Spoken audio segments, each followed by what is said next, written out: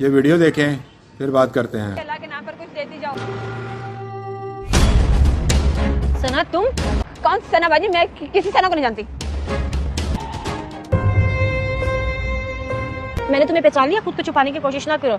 तुम्हारे हालात खराब थे, नौबत यहाँ तक आ जाएगी मुझे अंदाजा नहीं था। तुम्हारे साथ ऐसा क्या हुआ है मुझे बताओ।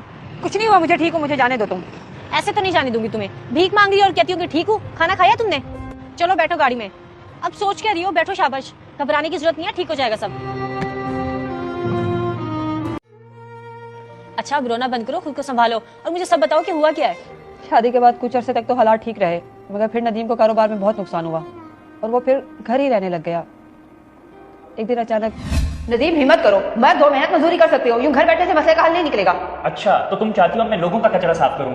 सारी जिंदगी मैंने अपना कारोबार किया है, अब मैं लोगों की मजदूरियां करूं? लोग क्या कहेंगे? बाबा क्यों गम करते हैं आप बेटे का? अगर उसने छोड़ दिया तो बेटी तो जिंदा है ना अभी आपकी। बेटे ने छोड़ा नहीं बेटी, उसने मुझे घर से निकाल दिया। ये भी नहीं सोचा कि मैं बीमार हूँ, सिर्फ और सिर्फ अपनी बीवी के कहने पर। अब आप यहीं रहेंगे मेरे पास। सना मेरी बात कान खोलकर सुन लो, अब मैं तुम्हारे अब्बा के ऊपर 1 रुपया खर्च नहीं कर सकता। अब तो मुझे कोई उधार भी नहीं देता। अगर तुमने अपने अब्बा को रखना है तो खुद कमा लो। मैं कहाँ से कमा कर लाऊं? ना मेरी कोई तालीम है कि मुझे कोई नौकरी देगा और ना ही मेरे पास कोई हुनर। मैं कुछ नहीं जानता सना, मेरी हालत पर तरस खाओ। अगर तुम कुछ नहीं कर सकती तो जाकर भीख मांगो और पालो अपने बाप को। बाबा की हालत देख के मुझसे रहा नहीं गया। बहुत काम ढूंढा मैंने मगर काम नहीं मिला।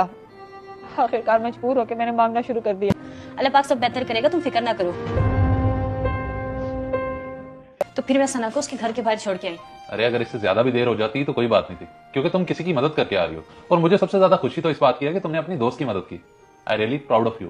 थैंक्स इमरान। अगर आप मेरा साथ दे तो मैं उसके लिए कुछ करना चाहती हूँ। मैं चाहती हूँ कि हम दोनों मिलकर उसके लिए जॉब और रहने का बंदोबस्त करें। मगर पहले तुम मुझे उसके घर ले चलो, मैं अपनी तरफ से कुछ तसल्ली करना चाहता हूँ। ठीक है, अगर आप आज फ्री हैं तो चले मेरे साथ। नेक काम में वैसे भी देर करने से इरादे बदल जाते हैं। अच्छा चलो।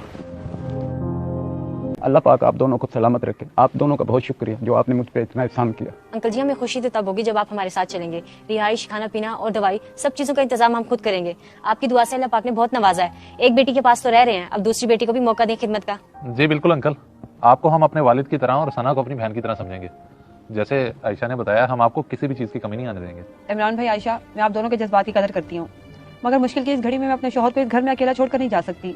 लोग कहते हैं कि अच्छी बीवी नसीब वालों को मिलती है, और मैं कितना बदनसीब हूँ कि मुझे अच्छी बीवी तो मिली लेकिन मैं कदर नहीं कर सका। सना हालात खराब होने की सजा मैंने तुम्हें दे दी, मैं माफी के काबिल नहीं हूँ। अगर हो सके तो मुझे माफ कर दो। नदीम तुम मुझे ये बताओ कि तुम्हारे कारोबार में कितना इन्वेस्ट होगा? मैं तुम्हारे कारोबार में इन्वेस्ट करके तुम्हें अपने पांव पे खड़ा करना चाहता हूँ, ताकि तुम अपना खर्चा खुद उठाओ। सना मेरे ख्याल में अब तुम्हें यही अपने शौहर और वालिद के साथ ही रहना चाहिए, बाकी हम तो साथ ही हैं। अल्लाह मेरे सब बच्चों को सलामत रखे। इस वीडियो को देखकर आपकी क्या राय है? कमेंट्स बॉक्स में मुझे बताएं। जज़ाकल्लाह।